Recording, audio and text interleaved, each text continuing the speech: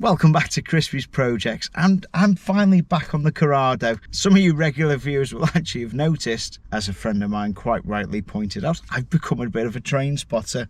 Don't worry, we're getting back on the Corrado, and the next task is to get this ESP sensor actually fitted and working. Have been able to plug it in, go through various rotations and confirm it's working, as in it points in a rough direction and knows that you've turned it 25 degrees, 40 degrees, and the big goal is to get it on the road ready for the winter. So what is ESP? ESP is part of the ABS system, and ideally it's supposed to notice when you're losing control before you realise you're going out of control. It's essentially for the next task for me to do tomorrow. I've just got to move cars around tonight.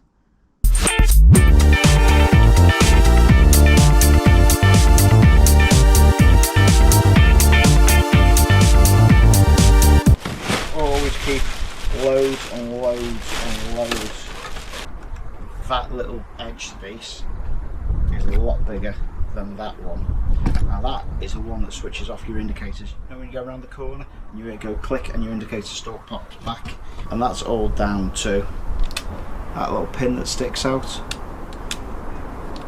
So it needs to, as you're turning back, get pushed. The diameter of that little edge space is a lot bigger than that one. So I've got to work out how to marry these two up, even before I try and work out how to hide it, because I can't really shrink that down anymore. Chop that lug off, and I'm going to chop these lugs off, because I just need to get those closer. See, that looked perfect to fit in that, because what I want to do is make that section the standard bit that would switch off. And unfortunately that's 38mm, which is a perfect bit of pipe, but it's just too tight in there, and that measures 36mm. Just in there just feels so much more, so I've got a room for error.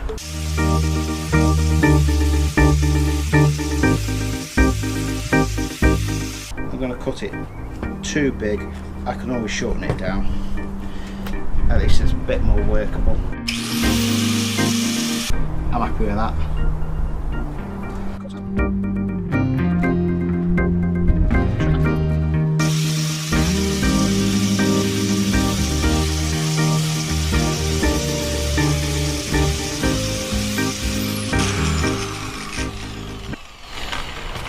And if you think what I've just done is dangerous, don't worry, I've got sunscreen and protective glasses. So let's see if that's, keep picking that side up, so let's see if that works.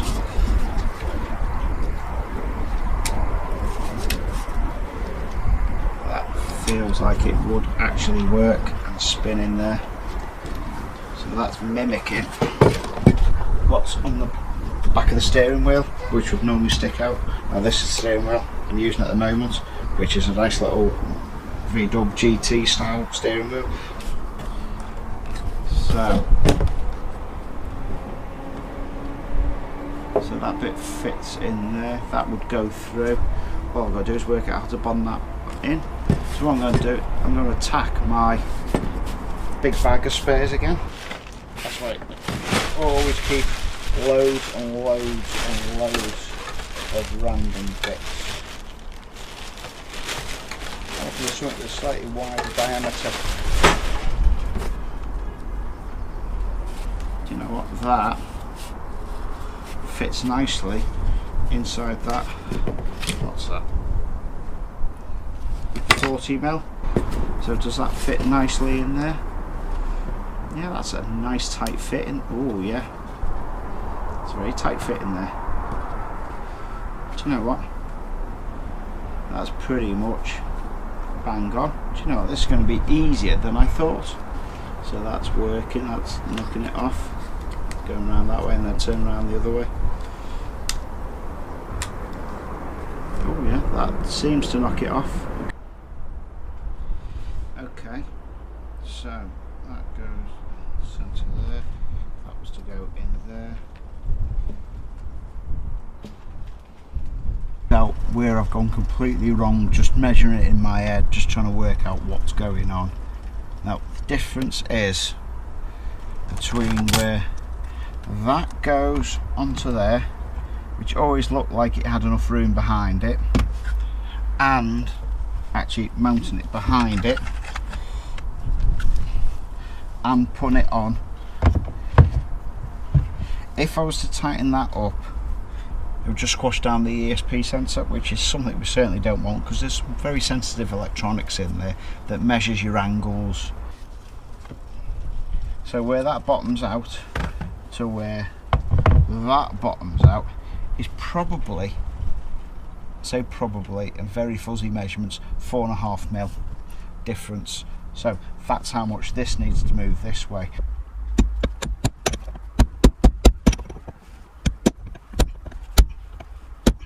That sits there, that sits there, that sits against the top bearing. It sits at this point here, which I'm going to give some fresh lube on there, clean up all the old one. Now this has got this little spacer that's put in there, which that is about 8mm. From inside there, where it sits inside there, on the bearing, where it sits in relation to this. So that spaces that up all the way up there. So what I'm going to do, I'm going to try taking it off from inside there, where it sits inside there, on the bearing, where it sits in relation to this. So that spaces that up all the way up there. So what I'm going to do, I'm going to try taking it off, but then that brings that point lower down. So instead of being here, it's going to drop it down to here, which is essentially dropping it about 8mm, which is raising this bit higher but putting the switches further back. So I'm going to try and fit that to see how it goes. I've also took out the little switch, and I've just sprayed some contact cleaner in there, sprayed some lube into this section, which then, and that now operates a lot more smoother than it did, which is the steering lock. Didn't have a problem with the steering lock, but while it's apart, might as well do it.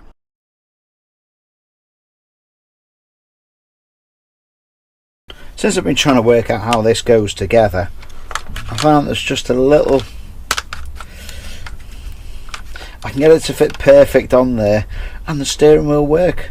Unfortunately, I can't use the old flashers. Everything needs moving. So when I mean everything means moving, I've got the steering separated, I've got that part separated, but guess what? I need more room on there, and this is the limiting factor. It's time to extend this. I've been trying to consult with people I know who are a little bit more clued up. So all I'm going to do at this minute is work out how much I need by actually cutting it and extending it in a basic manner and trial fitting it before going for the full hit. So the first part I definitely need is that's the bush that sits about there. I've already marked it there, so I can do with going just below that.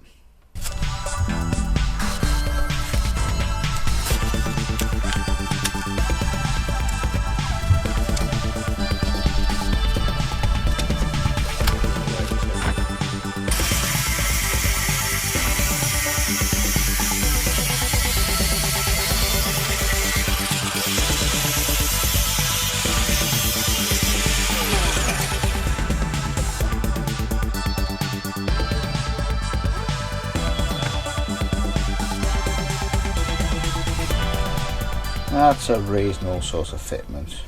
That'll do. So I've got that mounted in the vise. Because this column is basically a Mk1 column, it's been modified and used through the years. There's that little adapter sleeve. I've left that adapter sleeve off, got that through there. That's plenty.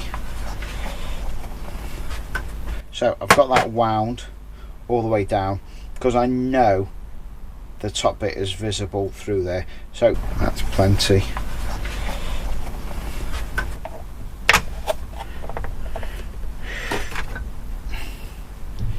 Put a bit of tape around that now.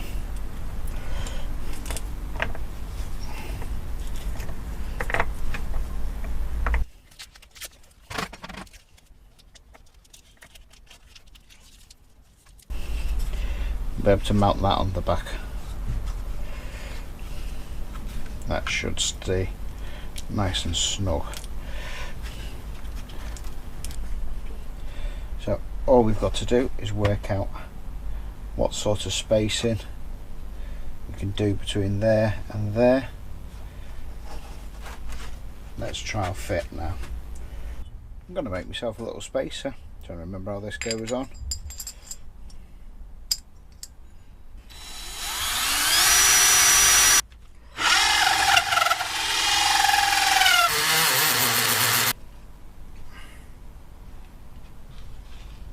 I'll just cut round there.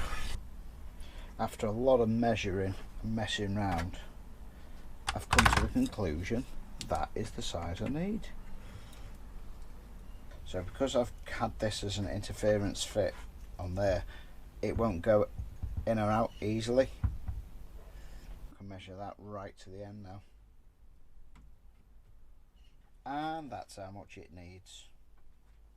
I've got the two bits of the steering shaft in the boot, and I'm whipping it over to my friends with the engineering shop, and let's see how they can actually extend it for me. So hopefully in the next episode we're going to check whether my measurements are right and whether I can build it all back in one piece and everything functions as I'm envisioning it. So if you're not already a subscriber, consider subscribing. If you semi-enjoyed it, well, you've watched it this far, give it a thumbs up, and I'll see you in the next one. And hopefully it works. We'll be able to test ESP in the upcoming weeks.